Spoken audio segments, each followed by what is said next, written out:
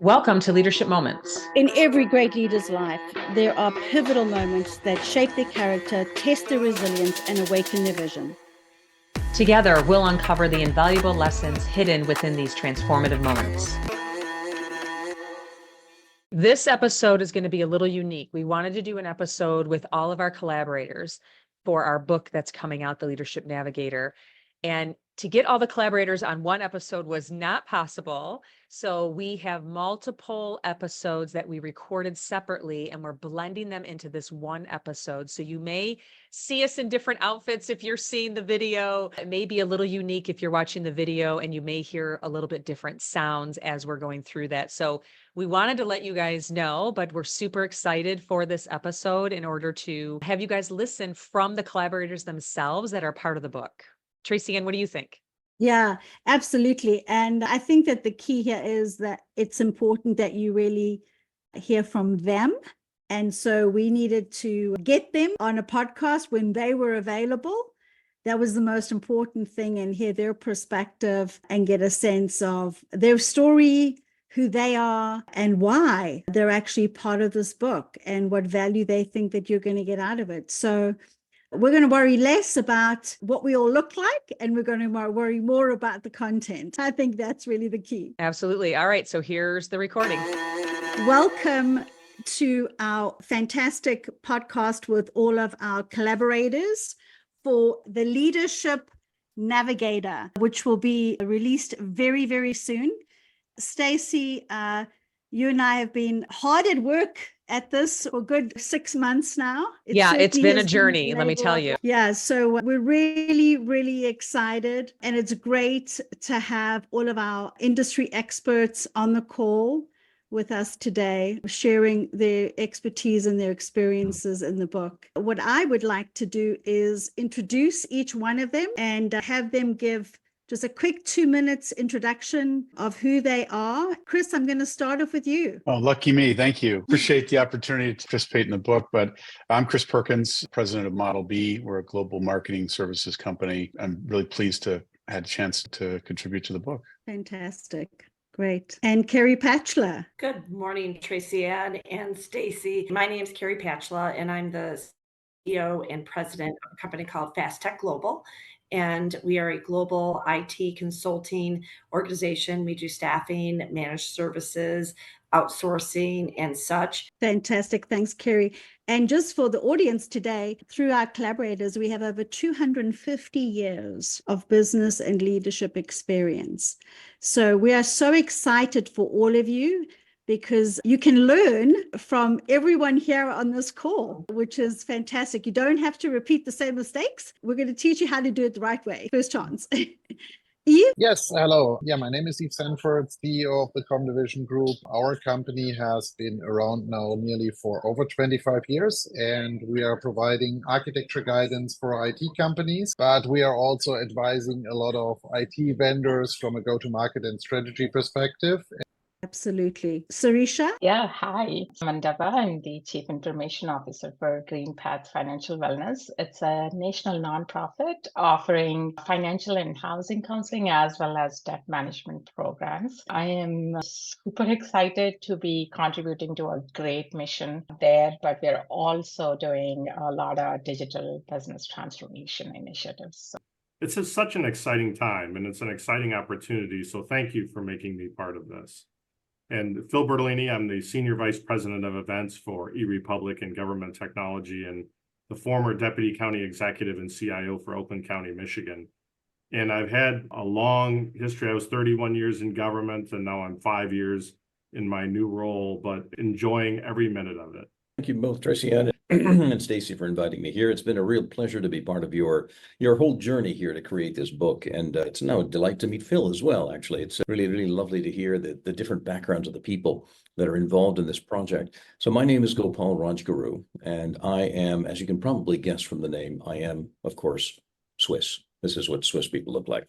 But the journey started in India, and it went to the US. That's where the accent comes from. And then from there to Europe about 36, almost 37 years ago, to head up the international operations of an American software company. Let's dive in a little bit, give a little sneak peek to our listeners of what the chapters are about. So Sireesha, let's start with you. Do you want to give just a quick 2-minute synopsis of what your chapter is about?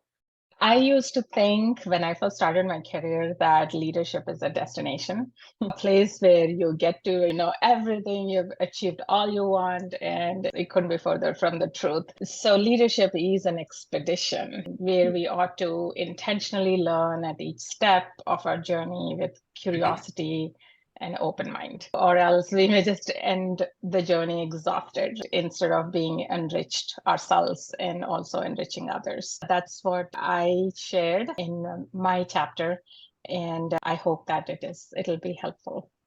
Awesome. That's great. And Yves, what about you? What's your chapter like? So I talked a bit about, on one end, taking decisions, but also leading by decisions. One of the things I've interviewed over the last couple of years, a bunch of different CEOs, many of them from very large corporations. And the immediate response especially when we did this for TikTok, the immediate response when you talk to many people is like, what does your daily role look like? Because CEO is always something is like, oh, that's the master of the universe and everything else. And the response you get is more or less very often is like, I take decisions. And that is actually potentially what derives the majority of people between each other is someone ultimately needs to take decisions. And I think we are firing off too many decisions too high in the channel, in the corporations, so that actually where people in lower positions or however you want to structure your company can take decisions by their own. But many people are feared of taking decisions and they want to run decisions ideally from a big group, because running a decision by a big group sounds like a very democratic scenario. But in the end, for many, it's just a protection for themselves. So that if something goes wrong, it's basically not their issue. And because it's like, hey, we decided all of this together. I was opposed to that decision in the first place, but I never spoke up for that or something like that. I think we have all seen that in the corporate world far too often. And the other aspect, I think, is it's very important that also new leaders get to the point that if they take a decision or if their team takes the decision, that they are going to accept that decision and work with that decision. It doesn't make me a good leader if I actually hand over the position to someone else and say, it's like, this is your area, lead that area by yourself. And then I'm constantly going to question their decisions, because then in the end, they don't have any chance to lead or actually manage that specific area. That's what I try to cover in that short chapter. Maybe it becomes a book at one day. I have a feeling it will. Yeah, definitely was some good stuff. And there's a lot of content in there. So Carey, why don't you talk a little bit about your chapter now? All right. Thanks, Stacey. Well, it's interesting because the title is Navigating Challenges with Decisiveness. So it kind of piggybacks off of his, but I use the title in the chapter, Fester or Fire. And it might not be the most popular item to talk about, but it's one of many things to think about when making decisions. Sometimes you need to make them a little bit quicker. And I have learned from my lessons over the course of my long career that when I found on a decision, it never ends the way that you think or want it to end. So sometimes just making the decisions quicker, sometimes you're not going to make the right decision, but you've made a decision. That's okay. And you learn from that. But when you have things fester, whether it's a team member that isn't right for the organization, you realize it festers and it impacts so much more than maybe just you or what you thought. Or if it's a decision that's just hanging out there, it also festers and you can't move forward from it. So really just being a little bit more decisive, certainly having your data, doing your research and things like that, but making decisions. And then also, I think some of the things that I have on my chapter talk about collaboration and teamwork and really thinking about the culture that you want to have in your organization, whether you own it, whether you are a leader within an organization, and do you amplify what that is? So ours is making decisions at all levels, not having to have it go all the way up to the top. It's empowering the team. It's celebrating the big wins, the small wins. It's kind of brushing off some of the losses. And hopefully that's what my team would say that we have. Excellent. Yep, great, great. Chris, how about your chapter? Yeah, so my focus was around communication beyond words. I've had the benefit of traveling in my career to over 40 countries. And one quote, I won't get it quite right, but the general premise is that if life is a book, travel adds pages. And the beauty of travel for me, and what I talk about in the chapter, is how you can benefit from understanding the nonverbal cues, the experiencing the culture and its richness of its native state, even trouble through or challenge yourself through a situation where you are, for example, on the subway in Tokyo and there's no English and you have to figure out where to go and when to get off and all these dynamics and how to communicate with somebody to help you. And those moments can be applied, the way you solve those can be applied in pretty much any everyday circumstance, I find. And so I talk a bit about that. And within that as well, because a lot of times in travel, you're exposed to things that you've never experienced before that are unique, sometimes surprising, sometimes unsettling. All of those give you richness that you can reflect on. And for me, as a student of human nature, being in marketing, it's been a really rich kind of tapestry and kind of experience realm for me. And I hope I brought some of that forward in the chapter. One of the things I always remember was that we talked about this before, is that the why is so important in what we do. And my why has always been about serving and helping others. And that's why I stayed in government for so long. So to give you a little insight into me, is I believe that we can do good things for people, and government is there for a reason, and we need to make sure that we're doing everything the right way. And leadership plays such an important role in that. Now, I live in Southeast Michigan. My wonderful wife, Kathleen, and my oldest is a chef at Disney down at Epcot, and he loves his role there. And then my youngest works in Congress for the Speaker of the House in Washington, D.C. So they're enjoying their time. So family is very important to me overall, and I wanted to share that with you. Now, as far as my chapter goes, it's interesting because it actually follows my journey. And there was a way that I marched through my career, and it was an interesting way that happened. I came out of the tax assessing world to end up in the technology world. And who would ever thought that, right? You know, I'm out there valuing property so people can get taxed. No one liked us, by the way. No one liked us at all.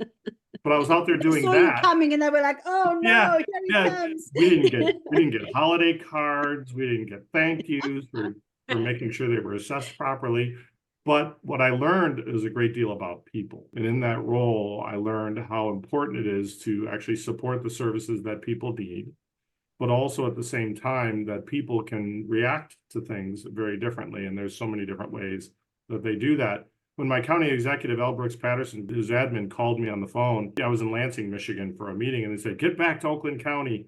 We need to talk to you." And I thought either I'm getting fired or I'm getting promoted. And when I got back, found out that he wanted to make me his director of information technology at the time.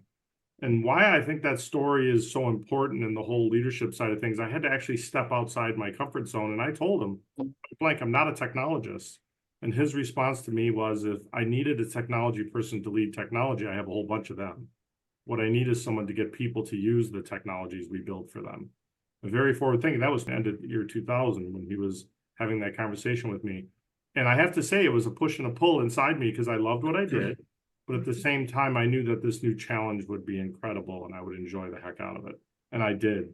I spent the last 19, 20 years of my career leading the technology efforts and many other things, other duties as assigned from the county executive, but all the way along learning how to lead, not just manage, but to lead. And then also how to deal with change. And if you think about it, a lot of people would think government doesn't really have a lot to do with change. We do.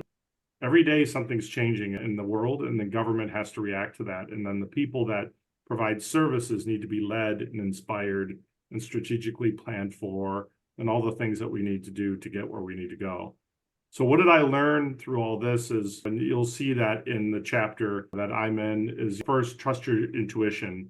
And I always remembered that there's sometimes you just have to go. And I'm one of those people. So everybody always says that they give me that much information, I'm going to make a decision. Good or bad, I'm going to make it. So make sure that that first bit of information you give me is there, because my intuition starts to take over. Okay, this is the right thing to do, and we have to move forward. And then also, you have to embrace it. I mean, you have to live it. And those people that dabble in it never will become successful, because you have to immerse yourself into leadership. You have to want and desire to understand people. You have to want to make sure that you're doing the right things for them. And the only way to do that is to embrace all this. And then the other is change is there, and whether you like it or not, it's going to happen. So you have to get your arms around it.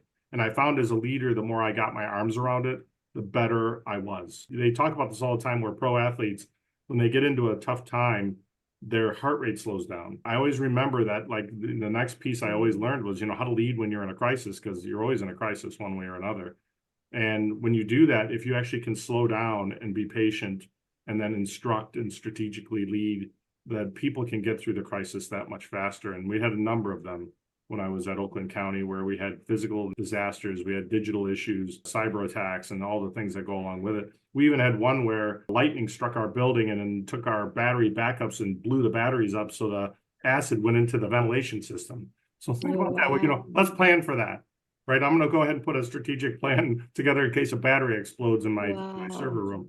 But all those things happen, and you have to just be better at it. You have to be the one that's calm. You have to be the one that gets them where you need to go. And then at the same time, you have to make sure that you're accepting of failure. And I don't say that lightly. No one wants to fail, but failure is part of success. And I always remember in IT is that when we fail, we tend to tear everything apart. We go line by line and we rip everything apart to figure out where we failed so we don't do it again. But we don't do that to our successes. Do we rip our successes apart line by line and find out where we succeeded so we can replicate that? So making sure that you're embracing that failure is part of success, and you can go forward from there. And then the other is that your decision-making is important, is that, the trust of your organization is, one, I'm not an impediment. You don't give me something and I ponder it for a month and I come back and ask you 100 million questions and then I decide. Sometimes you just have to be able to make that decision to get the organization moving. Be agile when you make those decisions. If you're agile and people are involved in the decision-making processes, you can then build trust amongst the team and at the same time build trust amongst your leadership. One of the things that I always remember is, and Tracy and Stacy, we talked about this often, was there's different kinds of people we have. There's different kinds of people that we lead. A good friend of mine taught me this, Scott Ottman, who I worked with. It wasn't mine, but he talked about the frontier people and the settlers. Yes. And the frontier people are out there finding all the new things, and they come back and they drop it on the table and they run away because they're already done. They don't care anymore. They're just out to find the next thing. Then the settlers have all this stuff that they have to figure out how to make operate with everything else that we have. So knowing the difference between those people and make sure you're leading them the right way can help you have the settlers embrace change. They're not the easiest to do that, so you have to make sure you're working with them. My chapter is more about, one, that journey, but also then how change impacts leadership and the different ways that you have to go forward and different things you need to do to make sure the team is embracing it, and as well as following your lead, because somebody's got to take the leadership role and enjoy every minute of it. So that's really what I wanted to talk about with you today. Wow. So there's a lot in there. I think we just had the audible read by the author for that chapter. It was really pretty awesome. I think so. But what a fantastic summary. And for the audience, I think there's a couple of threads there that I'd like to just pull on. One is careers are not linear. No. Careers are a journey, and there are pivotal moments where you may make some pretty critical decisions that will impact your entire career trajectory. And that's one of the things I think, Phil, that I'm hearing. You made a career change and you made a decision within a career change. Well, right? Tracy, and that's so important too, because there was things happening along the way. You never know when you're going to turn left or right. You just don't know in your career what's going to happen there. What I'm doing today, the mission of our company is to empower government and education. You take everything I was doing on government, put it on steroids, and my CEO, Kathleen Robinette, she's like, let's go help people. Let's go help people. And all the other stuff comes along with it. And it's exciting, but you don't know when that's going to happen. That's right. And you don't know when the opportunity is going to arise, and you have to be ready for that. And I guess the piece of advice for those that are actually reading through and garnering that information is that you also have to know that it can happen in a flash, but you have to then at least be comfortable with where you are. What's your foundation? What's your 5-year plan? What's your 10-year plan? All those things, so that you can make a really good decision, because you don't have a lot of time to make those decisions either. When these opportunities come along, you either grab them or you let them go, and you hope for the next opportunity. And then the last thing I'll say there is, Everything happens for a reason. So everything that's happening to you along the way is preparing you for what's the next thing that's going to happen. One of the other things that I really appreciate, one of my leaders told me, I never hire somebody who knows the job 100%. I hire someone who knows the job 50% so that they can grow into the job. And the reason I say that is Phil said something really important. He said, you don't know when it's going to happen. You got to be ready to make that decision when it happens. So don't let fear stop you because you don't think that you know it or you don't know it. If someone is offering you an opportunity, they obviously believe in you, number one. And two, you'll grow into it. It's okay to pivot. It's okay to change careers. You'll bring along that wisdom and all those things that you've done. You'll bring that with you into that new job. And I love where you're at, Phil, because you've had this career where now you've gone from helping one county to now helping the entire national government community, which is just phenomenal. And all those years that you worked with Visionary, L. Brooks Patterson, is really paying off now in terms of your contribution back to public service. That's amazing because it's true. Everything that happens for a reason. But knowing too that when that change happens, sometimes you need that big bottle of Tylenol so that you can pop like 6 of them because your head really hurts, right? You're trying to absorb everything. And then when you come to that epiphany that I don't have to know everything. So you just said it, is you're going to grow into it. Allow yourself to absorb. Allow yourself to adopt what's happening and adapt to what's going to happen next. I mean, I couldn't agree more. Yeah, you learn from everything, no matter what happens. And I don't know any senior leader that felt like they were ready for a position that they accepted. I think that's a really, really good point. Yeah. Why don't we transition to Gopal? Give us a synopsis of your chapter. Leadership is a choice. It's not something that is bestowed upon you. That's the management position, because management is an organizational concept. Leadership is a personal choice. It's where you have to choose to make a decision to say, all right, I'm going to put in the extra effort to try and understand the needs of the people who choose to follow me, and then adapt my behavior as a way to help them to become the better version of themselves. And that was part of the growth, if you will, the personal growth that came out of that position. It was a very challenging position because it was a relatively small startup company, and we built a very successful business out of it. Luckily, we had the right product at the right time, and that was terrific.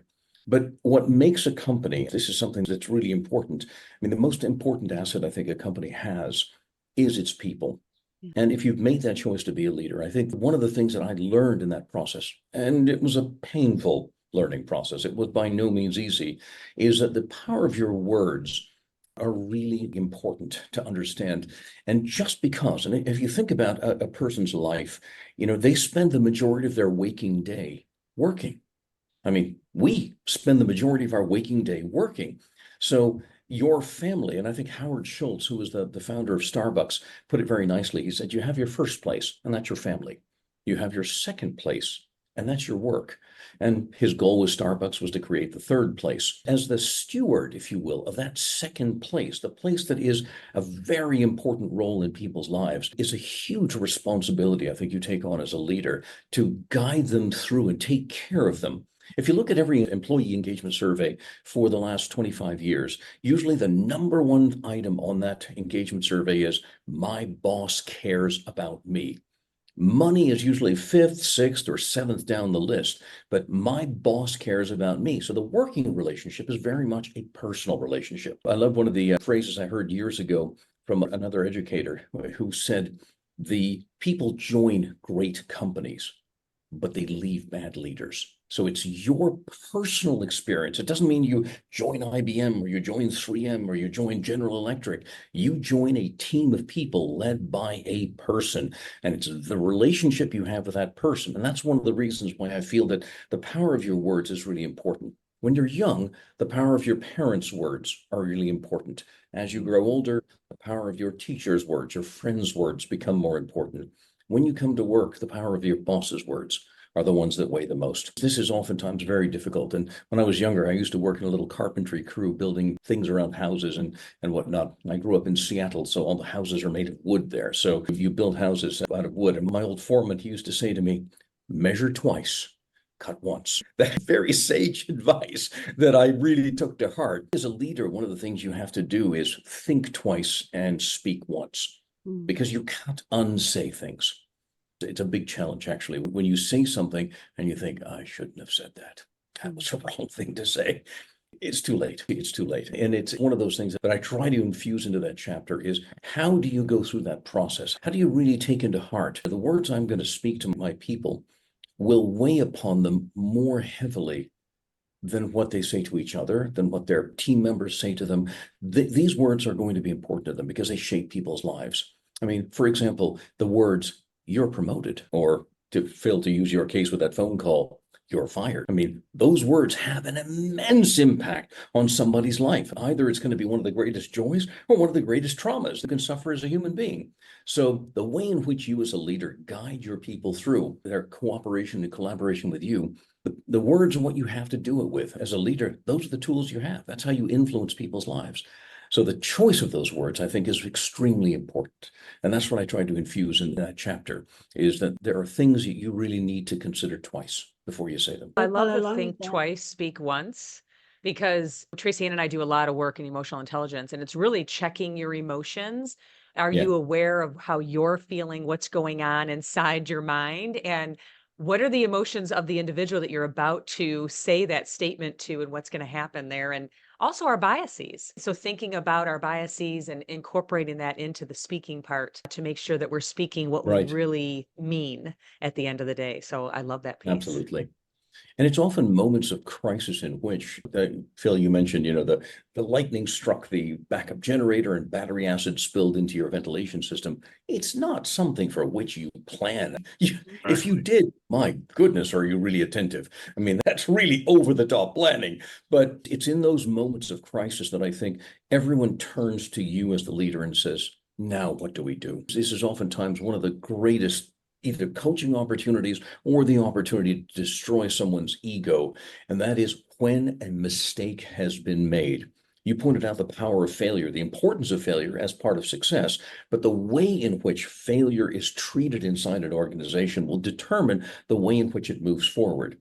If failure is not tolerated, it becomes like the Dilbert comic strip, the phrase they coined in the Dilbert comic strip, blame storming. They're trying to blame enough people so that the stink doesn't somehow stick to you. That's an organization in which nobody is willing to talk about their mistakes or learn from those mistakes. Whereas an organization where, the leader says, you failed. All right, what can we learn from that?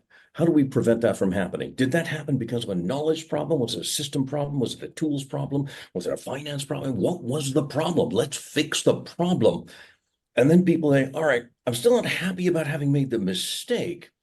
Wow, what a lesson I got out of that. It's that moment of truth, I think, that where those words really matter.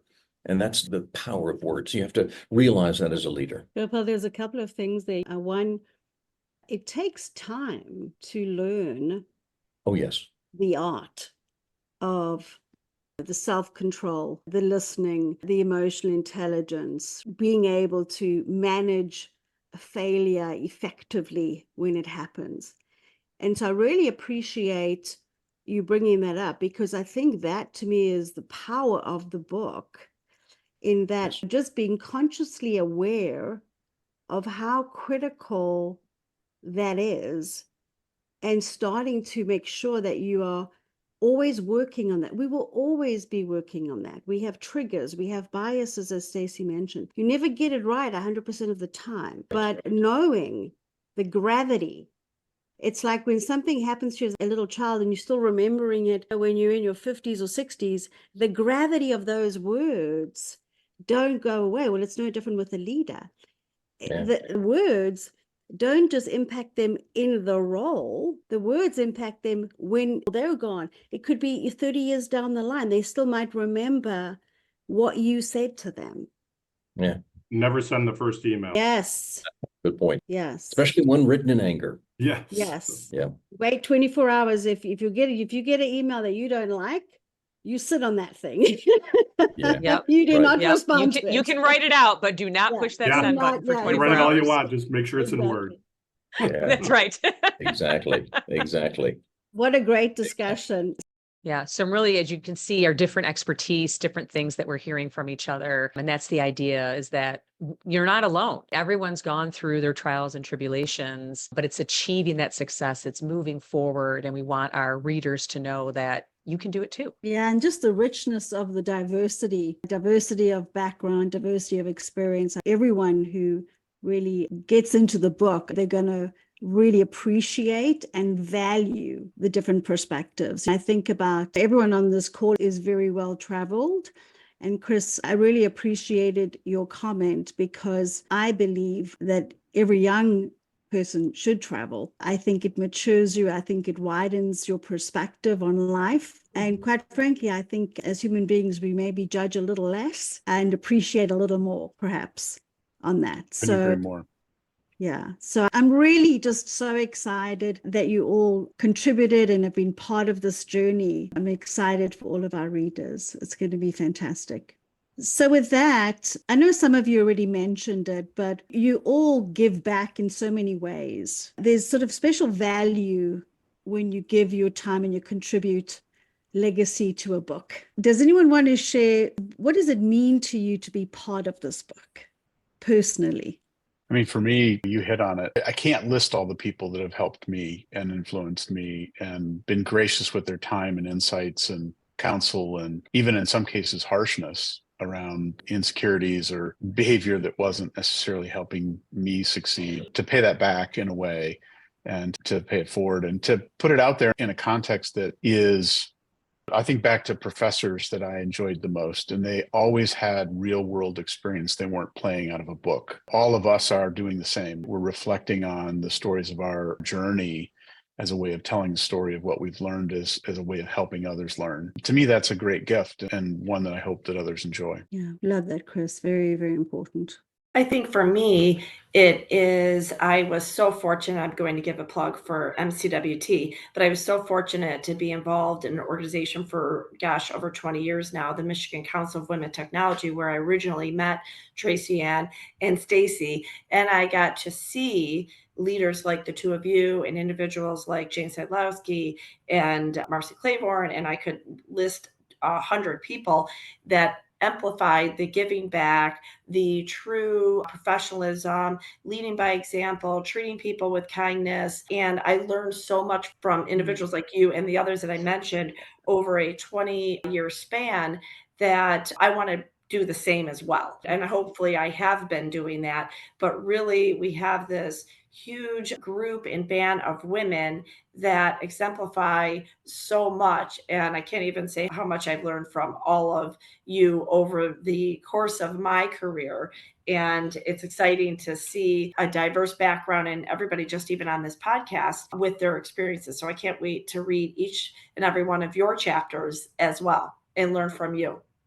Yeah, I love that, Carey. It's funny. I was sitting here thinking one of the components of this is our hope is that we create a community of people who are going to learn from everyone here, and they're going to learn from each other as we go down this journey together, in terms of there's more and more to be had. I think all of us, certainly those that have been part of MCWT, have witnessed the profound strength, I would say, the ripple effect of an incredible community. And it's certainly something we will always be indebted to organizations like that, because we've all grown and we've all learned. And that sense of belonging, that sense of community changes the game in terms of your career development, for sure. Absolutely. I think it's the same for me. Sometimes we tend to undermine our own contributions and experience and strengths. And when someone else points out and say, that's really useful. That's useful for me. It's going to be useful for others. That's what encouraged me, Tracy. And it was you. You're like, you have this whole, when you named it all, I'm like, oh yeah, that's going to be useful for others. And again, paying it forward gives so much joy, much more joy than actually consuming it ourselves. Those are the two reasons. So thank you for highlighting what I can contribute, as well as giving an example of what it looks like to pay forward. Wonderful. Fantastic. Yves, anything you want to add?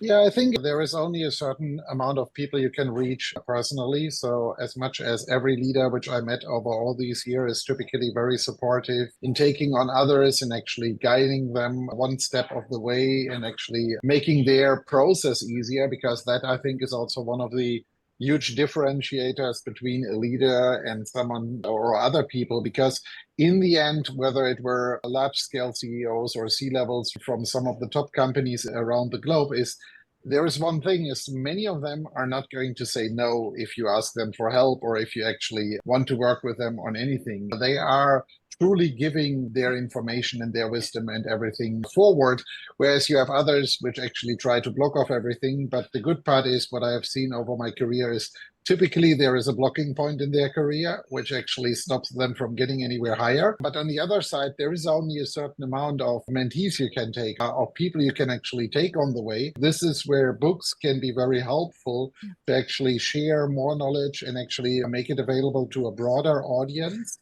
Because I said, there is only a certain amount of hours and time in every day and every week. And no matter what everybody thinks, even a CEO only has 24 hours a day and 7 days a week and 365 days a year. None of that changes whether you are actually doing very simple work or whatever else. It's like, that is the only factor which we all have in common. Yeah, Eve, I'm trying to figure that out. I'm trying to figure out how to actually not sleep so I can get more work done. Yeah, every day has 24 hours plus the night. Love that. I haven't heard that one before. My answer is really simple. I met this amazing woman named Stacy Castor, and she convinced me. There was nothing more to it. I don't remember exactly how we met, but we did. It was through Lunch Club. Oh, that's exactly it. That's right. Yeah. So, and since we had a discussion, I said, hey, by the way, I'm coming to Detroit for a client engagement. And we agreed to meet up. The force of her personality is something that really it's one of those things when an irresistible force meets an unmovable object. The force won. So kind, Gopal. I mean, that's the simple answer, basically. Also, I really like the theme of the book. I think it's one of the reasons that I was very happy to be part of it, because first of all, it wasn't one person's point of view. And most books that I've read, most business books, 300 pages or otherwise, generally have about 5 pages worth of content. And the rest of it is padding around it to make it look like a 300-page book. And usually what starts out is, I have an idea, which I'm going to describe, and write a bunch of stuff around that. One of the things I liked very much about one of the books I read early on in my career as a sales guy is Spin Selling.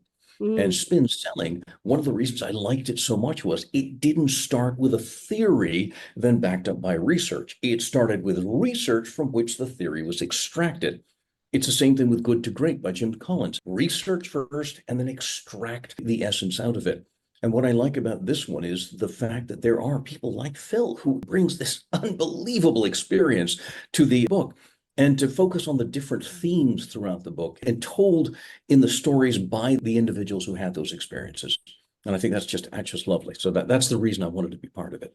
So for me, because Tracy Ann and Stacy told me I had to. No, I'm just kidding. I'm joking. But he pretty much does everything we tell him to do. I do whatever they tell me to do. I've known them both for so long. I mean, Tracy Ann, we built character and all the different stuff for years. And then Stacy, Gopal, an interesting story here is I was in a mentoring program, We Build Character, and Stacy was one of my mentees. Yes. And so she was, by the way, so you can blame all my faults on Phil. Best mentee. Got it.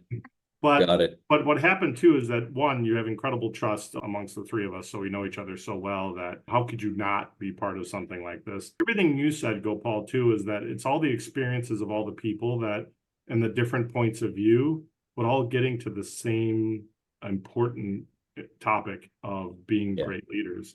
And that's why I wanted to be part of this, is because I knew that, one, my experiences hopefully would help others, but also knowing these two, that they put together something incredible that people could use longer term. So it's an exciting project to be part of.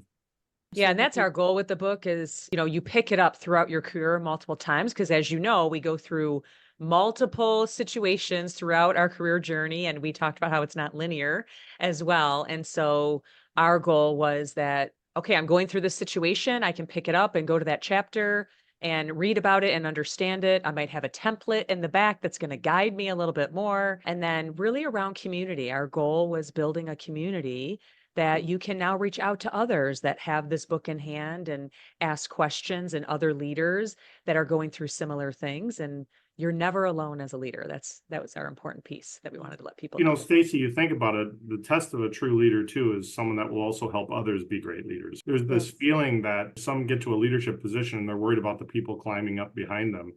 I don't think any of the stories in this book ever get to the point where they're worried about someone eventually taking my job. I hope someone's getting ready to take over for me when I leave. And that greatest kudo to a leader is when you walk out and someone else can step in and do an incredible job of everything that you left behind. So that's exciting. It's exciting to see and exciting to be part of. Yeah, it's a really good well, point, and because you can't move forward if you can't go to that next opportunity if you don't have someone that can take your current opportunity. That's right. So you definitely need to do it. And I agree with you. It is the biggest compliment of a leader that you have a team standing without you. Yeah. If they need you, you're not doing your job. That's right. Absolutely. Or And doing too Stacey, much of your job. Maybe that's a way to put it too. exactly. Exactly. Someone else, And everyone else's job. I'll give Yeah. credit to someone else too that I worked with at the county, Bob Dadow, who was one of our chief deputy county execs as well. And he always told me a story. He said, you're there to do your boss's job. Because if you're just there to do your own job, they can get someone else to do that. But you're there to take some of the load off of the person above you. And the more that everybody does that and works up, the more successful the organization, because it frees the person above you to do what they need to do their boss's job, and so on and so on. Yeah. So you're right. I mean, you need to move up. And if you want to move up, you have to work up. Yeah, that's right. Yeah. One of the other things that I really loved about that, though, and Phil, you know this, I think as a leader, it is very lonely. And you do have to have a support system. So Stacy mentioned this community aspect. You mentioned the pay it forward aspect. One of the areas that we have all had the privilege to be part of is pay it forward and community. And so our hopes with this book is that we will get to do that. We will get to build this larger community of people who can help each other, support each other, and more importantly, learn from each other and grow from that. Yeah. Because that's what leadership is about. Yeah, really great pieces. And again, I'm so excited for everyone. So thank you guys for sharing the synopsis of your chapter and why you were doing the book. Maybe you couldn't put it in the chapter, or you want to give the cliff notes of your chapter, or maybe you've learned it since you've written your chapter. But what do you believe is a piece of knowledge or something that all leaders need to know or understand in order to achieve leadership mastery? I would say it's not necessarily in my chapter, but it's in the end, it's coming back always lead by example. You cannot expect that your people are actually, or people in your organization, in your life, or anywhere else are going to treat you any way better than you treat them, or the way you work with them, or anything else. It always comes back to that specific simplistic term, the way how you treat people, the way how you work. Very simplistic scenario. If you are not actually using the project management tools you're expecting your team to work with, no wonder they are not going to use them.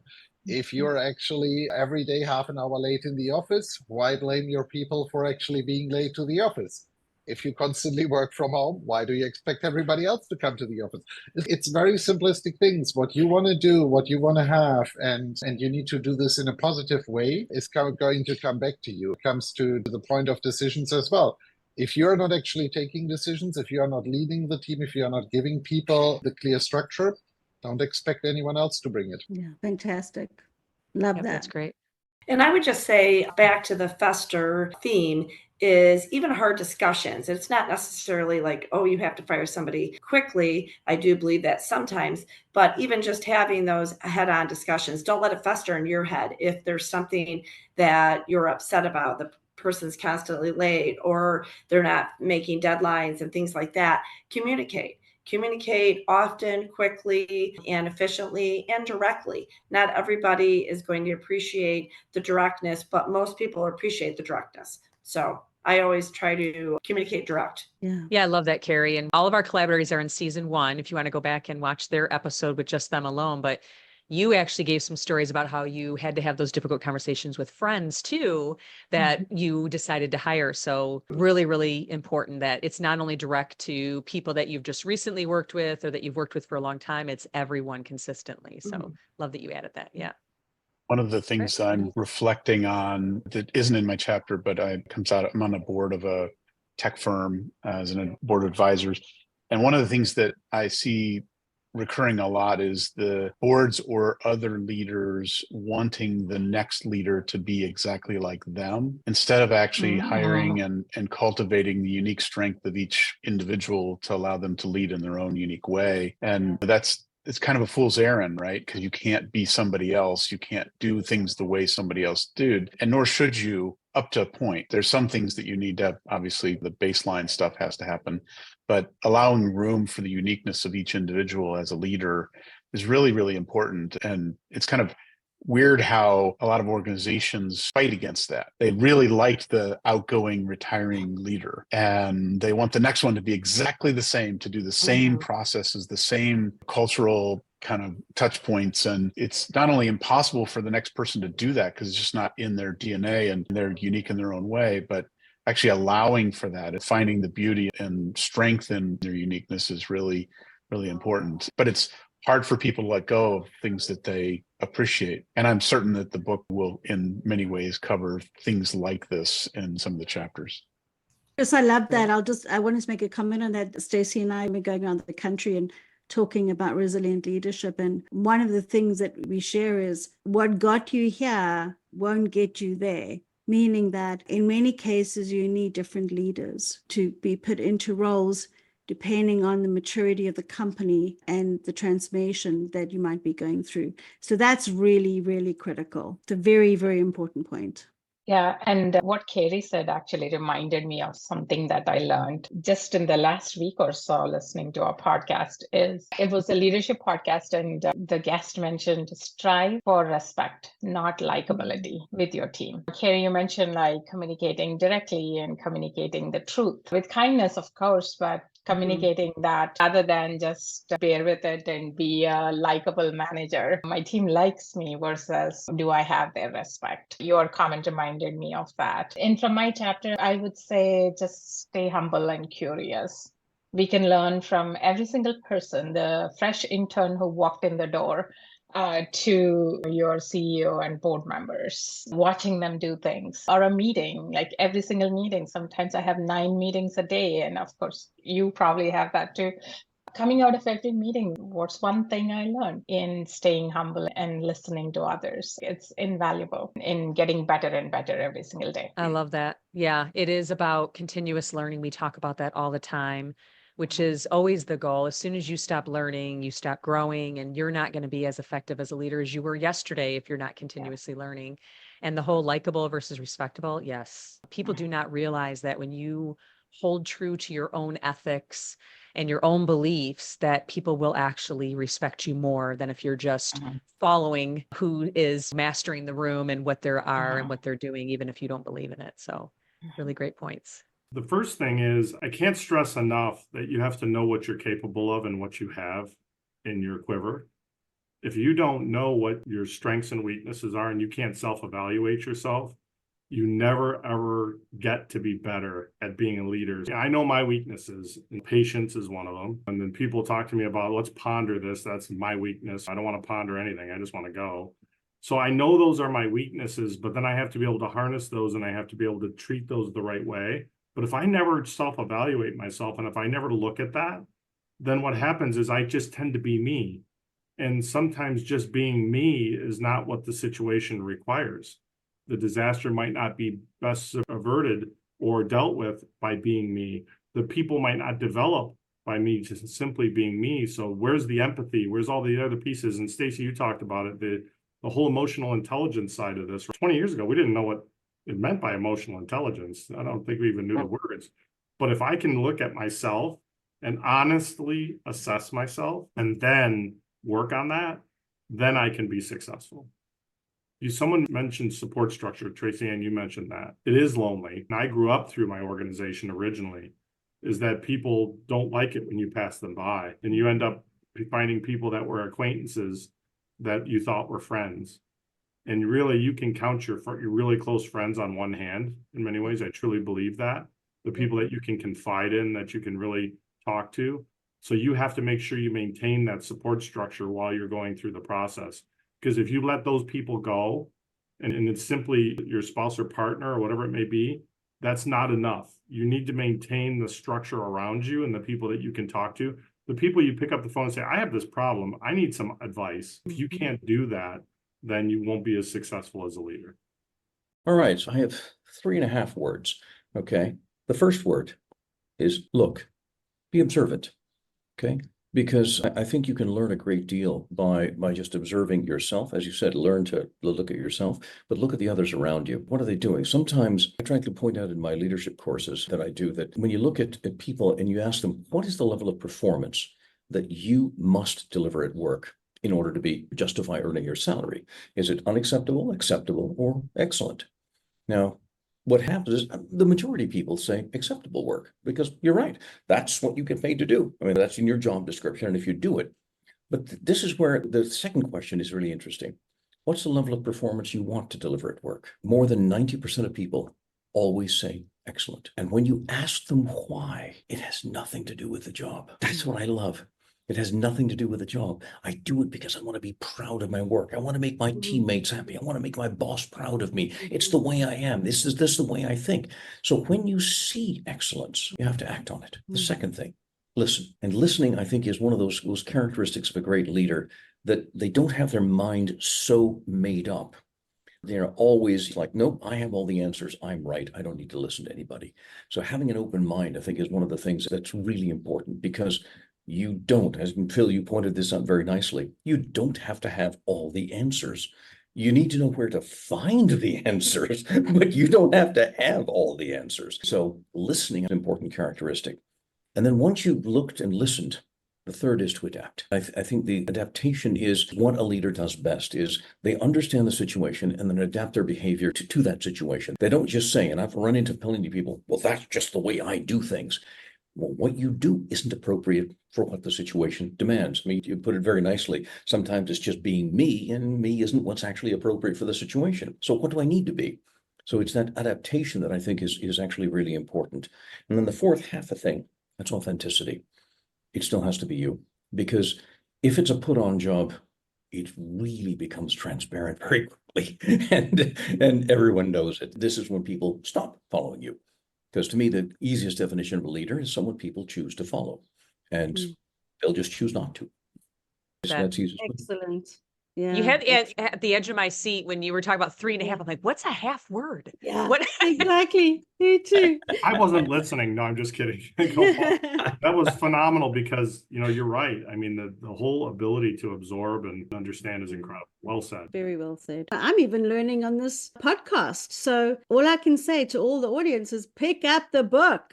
Order the book, because Indeed. we always learn. Excellent. Yeah. And speaking of that, you can go to leadershipnavigatorbook.com, put in your information, and then we will notify you when it's going to be available. It's going to be available very soon. We are so close. Tracy and I teach about tenacity, and we are definitely trying it ourselves as we've been finishing this book. But everyone, if you're interested, leadershipnavigatorbook.com. Before we end real quick, anything that you guys would like to add that we didn't ask you, talk about, anything that you'd like our listeners to know about the book or about leadership? I just want to say, as I was reading through it, and I thought, wow, it looked like a ChatGPT summary of 250 years of leadership experience, but with no hallucinations, right? Exactly.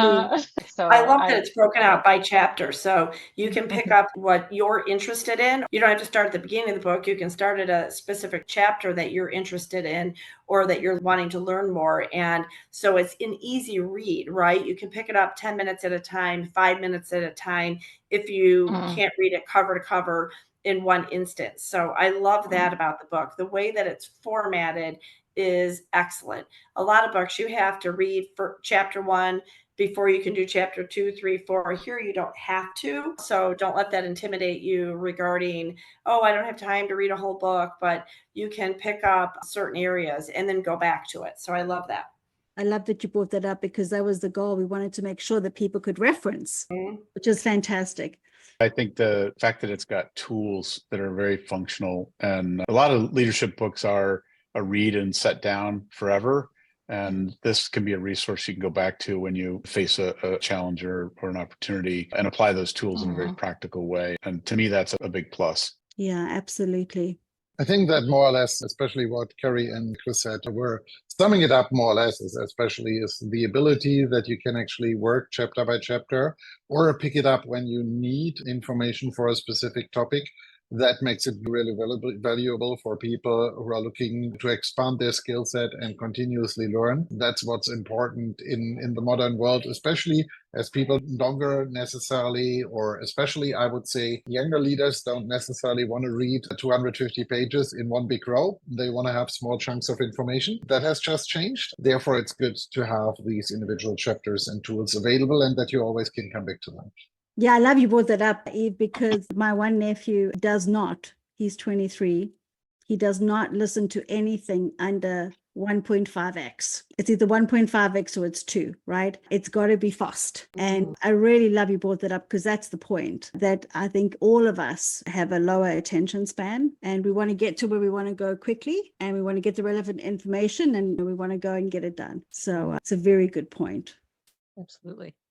We've talked about so much, and I truly believe that there's always that discussion about whether leaders are born or they're made. And I believe it's both. I believe there's a mindset that in your experiences, as you grow up and you have family interactions and school interactions and friends, and you learn whether you're going to be a true leader or not in many ways. But I go back to what Gopal said too, is that you really have to work at it. This is something you can't just say I'm a leader because people follow me and then be done with it. You're constantly evolving and changing. And as generational things change around us, we have to lead differently. I mean, when I grew up, I came out of an Italian-Irish household. I mean, we were pretty much told what to do and very loudly. When you go into the workplace, you can't just start yelling and barking orders to people. These new generations are not going to react to that. Make sure you're sustaining your skill sets and working your strengths and weaknesses as much as you can, and then learn from others. And that's what I love about this book too, is that we're learning from other people about what they've done along the way, and we don't have to plow the field over again. We can just go ahead and reap the rewards.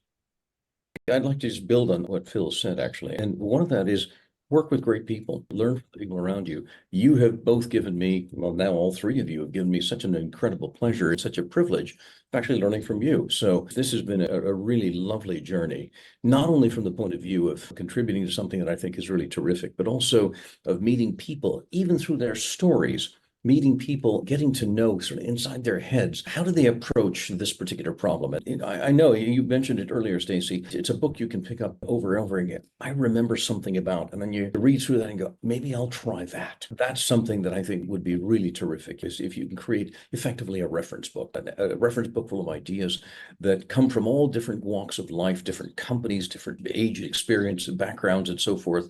And yet, as you said, Phil, coming together around a common theme of what really authentic great leadership is about. And this is what I hope that everyone who reads this book will take away from it. And for those that haven't seen season 1 of the episode, you can see the individual podcast of each of our collaborators. So you can go back to season 1 and watch those as well to get even more information from each of them. Tracy and I both want to thank you guys for all of your contributions to this book. I know our readers are going to get a ton out of it. But thank you for your time today as well and giving your insights on why you did the book, what the book is about with your chapter. We really appreciate all of you very much. Yeah, thank you very much. And that concludes another episode of Leadership Moments. We hope you found inspiration and valuable insights in what we shared today. Remember, leadership is not defined solely by titles or positions, but by the choices we make and the moments that shape us. Embrace the challenges that come your way. They may be the very moments that propel you toward greatness. We'd love to hear your thoughts and stories as well. Connect with us on our website at leadershipmomentspodcast.com or through social media on Instagram at @tap_be-the-game-changer. And Stacey_Caster_. Remember, your leadership moment could be just around the corner, waiting for you to seize it. This is Stacey Caster, and what doesn't challenge you won't change you. This is Tracy Ann Palmer, and be the change you wish to see in the world.